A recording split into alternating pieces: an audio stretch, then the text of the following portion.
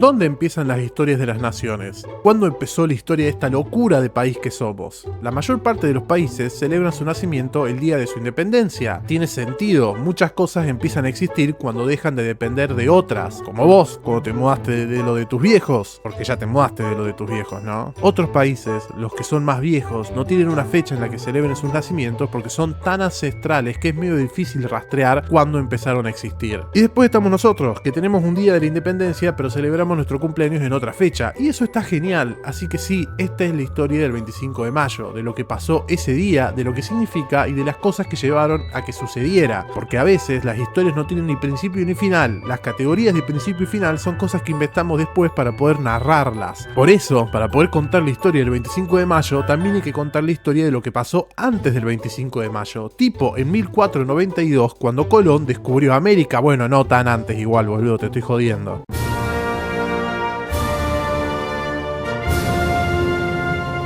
Esta es la Buenos Aires colonial, la capital del Virreinato del Río de la Plata, una de las ciudades más grosas de la época y cuya importancia se explica por un pequeño detalle. A través del puerto de Buenos Aires, los españoles movían todas las riquezas de la región. Pero no son buenos momentos para el Imperio Español. Desde hace un tiempo los gobiernan los Borbones, que para ser sutiles, digamos que no eran la familia real más brillante de Europa. Los Borbones estaban ocupados en unas roscas con los ingleses y los franceses y un poquito descuidaron a Buenos Aires. Tanto la descuidaron que en los años previos a la Revolución de Mayo ya casi no enviaban soldados para reforzar sus posiciones, y ese descuido se volvió tan visible que un día los ingleses dijeron: che, ¿y si conquistamos Buenos Aires?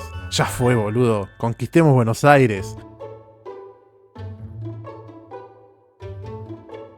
Che, pero Nacho, pará, ¿no me ibas a hablar del 25 de mayo? ¿Qué tienen que ver las invasiones inglesas? Bueno, bebé, bancame un toque, vos déjame explicarte que ya vas a entender. Igual, no te voy a contar todo lo de las invasiones inglesas, eso es un tema para otro video, me parece. Un video que podría ser si vas a darle like a este, dejás algún comentario y te suscribís al canal. Pero las invasiones inglesas, resumidas así nomás, serían algo así. En 1806 fue la primera invasión inglesa. Los ingleses desembarcaron en Buenos Aires y lograron ocuparla con bastante facilidad porque, como te dije antes, a la ciudad los Borbones la tenían igual de abandonada que vos a tu vida sentimental. De hecho, llegaron a establecer un gobierno colonial y todo. Durante 40 días, Buenos Aires fue básicamente una colonia inglesa, hasta que un combo de milicias populares combinadas con tropas comandadas por un tal Santiago de Liniers reconquistaron la ciudad. Y acá hagamos una pausa para admirar lo fachero que era Santiago de Liniers. Pero mirá lo que era, boludo, obvio que los domó a los ingleses, no había forma. Los expulsamos a los ingleses y un año después volvieron a insistir, igual que vos con tu crush después de que te rebotó una vez, pero el segundo intento le salió peor que el primero.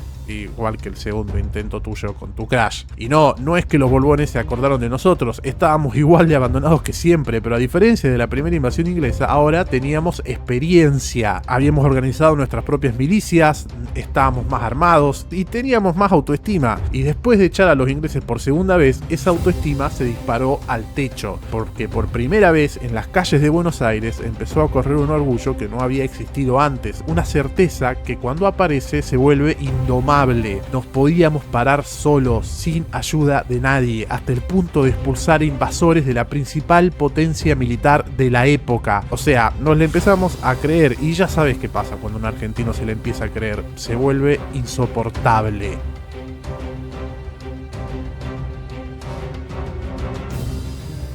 Imagínate que sos un criollo en Buenos Aires, un 14 de mayo de 1810, estás en tu barcito favorito del centro porteño, tomándote un cafecito, disfrutando de los primeros aires frescos. No, pará, bueno, vamos a aclarar por las dudas, porque ya me veo venir los comentarios boludos, pero Nacho, ¿había café en esa época en Buenos Aires? No sé, boludo, usa tu imaginación un rato, dale, es un video en YouTube esto. Volvemos, estás en tu café favorito viendo la vida pasar y entonces te llegan las últimas noticias de Europa. ¿What? ¿Cómo que Napoleón invadió España? ¿Cómo que destituyó al rey Fernando? ¿Cómo que ahora el hermano de Napoleón es el rey de España? What the fuck? Y sí, la noticia se esparció como pólvora en Buenos Aires y les cayó muy bien a un grupo específico de gente que desde hace un tiempo estaba fantaseando con el independentismo. Hablo de un grupo que se juntaba a conspirar y que estaba esperando la oportunidad perfecta para armar quilombo. Un grupo en el que están muchos de los protagonistas de esta historia: Manuel Belgrano, Juan José Paso, Juan José Castelli, Mariano Moreno, entre otros. Otro que se enteró de la noticia y empezó a especular fue Cornelio Saavedra, Saavedra, jefe del regimiento de patricios de Buenos Aires y una figura muy importante en esta historia. Y el que seguro estaba muy chocho con la noticia era este tipo, el virrey Cisneros. El mismo Cisneros intentó evitar que la noticia de la invasión de España se supiera y mandó incautar todos los diarios y periódicos que llegaban en los barcos desde Europa, pero bueno, no le salió bien porque todos se enteraron igual. Pero Nacho, ¿por qué es importante que España haya sido invadida? Bueno, amigo, después de las invasiones inglesas, empezó a crecer en el virreinato una discusión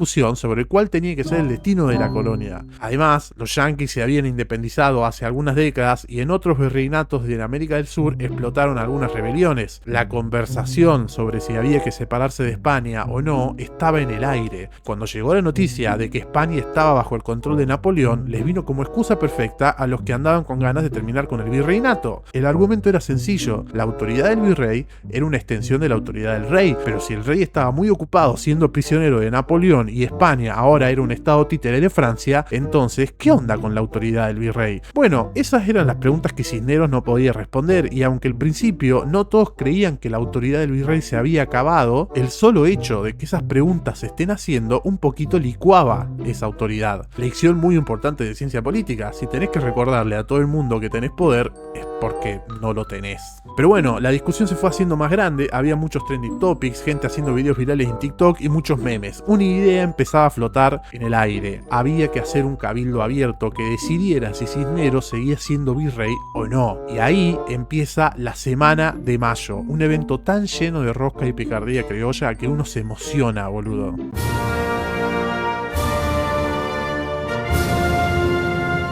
El 21 de mayo se empieza a picar la cosa. A la Plaza de la Victoria, que es la que hoy conocemos como Plaza de Mayo, empezó a caer gente con ganas de participar y ver qué onda. Obvio, gente muy buena que antes habían dado por Palermo, desayunando avocado toast y tomando algún latte macchiato. No, boludo, obvio que no. Eran unas 600 personas, casi todas movilizadas por estos tipos, French y Beruti. Y no eran para nada vecinos de Palermo, eran todos tipos que French y Beruti habían rosqueado para que vayan a bancar los trapos. El cabildo se reunió ese 21 y en una primera instancia mandó a algunos diputados a la casa de Cisneros con notas pidiéndole amablemente que renuncie. Pero ya entre la espada y la pared, Cisneros hizo el boludo y en vez de renunciar convocó un cabildo abierto para el día siguiente. Probablemente estaba intentando ganar algo de tiempo y quizás también creía que la buena gente de Buenos Aires le iba a hacer el aguante, loco. O sea, mirá, soy tu virrey, te limpio las calles todos los días, ¿cómo no vas a votar en mí? Pero bueno, pobre Cisneros, ¿no?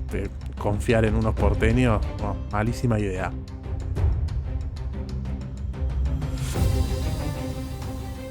Seguramente en la escuela te pintaron una versión muy romántica del cabildo abierto, que era toda gente civilizada, que quería saber de qué se trata, que había negritas vendiendo empanadas y pastelitos, que French y Beruti eran dos tipos súper simpáticos que repartían escarapela. Bueno, no, bebé, te mintieron muchísimo. El cabildo abierto del 22 de mayo fue básicamente una mezcla entre el ingreso a un superclásico repicado y una asamblea universitaria. Desde temprano, French y Beruti rodearon con sus 600 monos la plaza de la Victoria para controlar que la mayor parte de la gente que entrara al cabildo abierto fueran criollos que quisieran la renuncia del virrey. El debate en el cabildo abierto empezó temprano y se extendió hasta la medianoche. Había dos posiciones claras: los que creían que Cisneros tenía que seguir porque el cabildo no tenía autoridad para hacerlo renunciar, y los que adherían a algo llamado el principio de retroversión de la soberanía, que establece que si un monarca desaparecía, su autoridad volvía al pueblo y el pueblo podía hacer con esa autoridad lo que el pueblo quisiese. Es importante saber que entre quienes adherían a ese principio había muchos grupos y divisiones. No todos compartían las mismas ideas sobre qué debía hacerse, y eso va a generar algunos problemitas más adelante, pero sí estaban completamente de acuerdo en una cosa muy esencial: Cisneros estaba chau. Después de horas de debate se pasó a votación y los resultados fueron contundentes. 155 personas votaron para cesar la autoridad del virrey y solamente 69 votaron por la continuidad del virrey, así que Cisneros efectivamente estaba chau.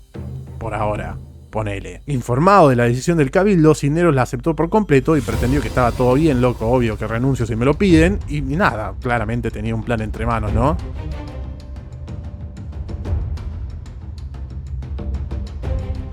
El Cabildo Abierto había despojado a Cisneros de su autoridad y había determinado que debía nombrarse una junta provisional de gobierno. Y ahí, en esa rosca, Cisneros volvió a meter la cuchara. Logró que lo nombraran vocal presidente de la junta de gobierno, en la que estaría acompañado por 4 vocales. 2 de ellos eran Cornelio Saavedra y Juan José Castelli, que representaban a los que querían un nuevo gobierno, y los otros 2 eran un cura y otro chabón leal a España. O sea, Cisneros tenía mayoría en el nuevo gobierno. Para que la movida saliera bien, Cisneros apuró los trámites, forzó el juramento de la nueva junta con él incluido y básicamente puso en funcionamiento el nuevo aparato de gobierno. Todo a espaldas de la gente que hace menos de 2 días había pedido que se fuera a la mierda. La noche del 24, la gente se empezó a enterar de lo que había pasado y la reacción básicamente fue: ¿vos me estás jodiendo? En toda la ciudad se hicieron reuniones donde se comentaba la noticia y la gente se iba enojando. En una de esas reuniones, a Belgrano se lo escuchó gritar que si Cisneros no renunciaba, él mismo lo iba a arrojar por el balcón del Cabildo. Y así, en ese clima súper tranquilo y pacífico,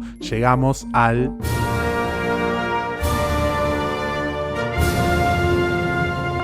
Bien temprano empezó a acercarse gente a la plaza, la mayoría movidos por French y Beruti, que a esta altura ya eran básicamente los líderes de una barra brava. El reclamo de la gente era bastante sencillo: que se anule la junta que había asumido el día anterior y se forme una nueva donde no esté el hijo de puta de Cisneros. A las 9 de la mañana se reunió a puertas cerradas el Cabildo y algunos de los simpatizantes de Cisneros propusieron que se reprimiera a la gente que estaba en la plaza. E incluso le pidieron a las comandantes de las milicias que empezaran a liberarla, pero los comandantes se hicieron los boludos y dijeron que no podían garantizar la seguridad de la nueva junta. Que, recordatorio, el jefe de las milicias era Cornelio Saavedra. Cisneros se puso del orto y se negó a renunciar, pero al ver el quilombo que se estaba armando, dio el brazo a torcer y renunció a su cargo y a toda pretensión de formar parte del nuevo gobierno. Ahora sí, y definitivamente, Cisneros estaba chau. Y ahí mismo, el Cabildo nombró una nueva junta de gobierno encabezada por Cornelio Saavedra e integrada por Castelli, Belgrano, Juan José Paso, Mariano Moreno, entre otros. Es decir, estaban representadas todas las facciones que habían participado del Cabildo Abierto del 22. Así nació el primer gobierno patrio, el primer intento real y genuino de independencia y de construcción de un destino común en las provincias unidas del Río de la Plata. Una revolución construida a fuerza de aprietes, argumentos un poquito rebuscados y muchísima, pero muchísima rosca. Y no te equivoques, no estoy haciendo una crítica. Yo creo que la versión romántica que nos venden en la escuela de que la Revolución de Mayo fue básicamente una fiesta de té es una mierda, porque la historia de verdad